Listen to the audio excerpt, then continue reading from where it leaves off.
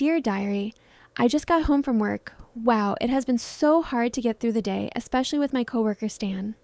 I listened to some divine truth today, and that's helping me understand God's way to deal with anger.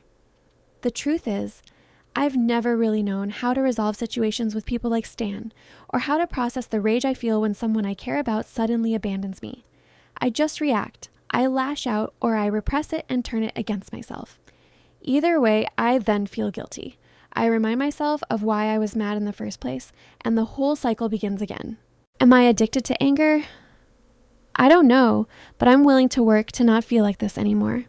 I know it didn't start here. It started when I was little and no one listened, when my needs were ignored or invalidated, when my mother abandoned me as a baby.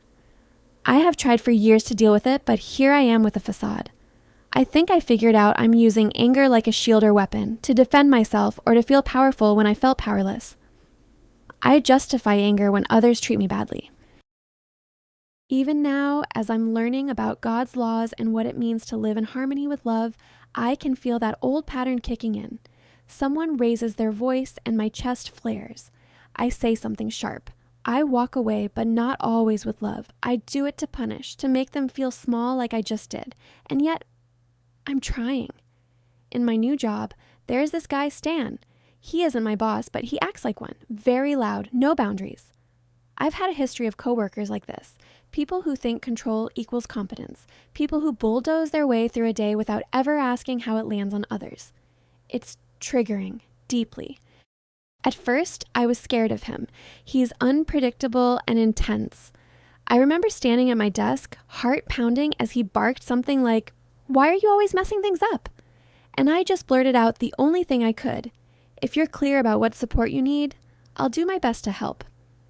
It was a peace offering made out of fear, but after a few weeks of this dynamic, I snapped. One day, I just said it. "Don't speak to me that way, it's disrespectful." And it was. But the energy I used to say it, that wasn't clean. I was projecting, matching his fire, trying to win the moment. It didn't bring peace, it brought shame. So I went back to the divine truth teachings, trying to understand how to handle anger without feeding it or stuffing it. I learned something insightful. My anger is a signal. It's the red flare telling me something deeper is going on. Some need isn't being met. Some pain hasn't been felt. So now I'm practicing. I'm trying to pause when I feel that flare, make a sound if I can, and let the energy move. Set a boundary if someone projects onto me. Walk away without trying to control or punish. It's not perfect. I still react. I still have justifications, but now I notice them. And that's new. That's something.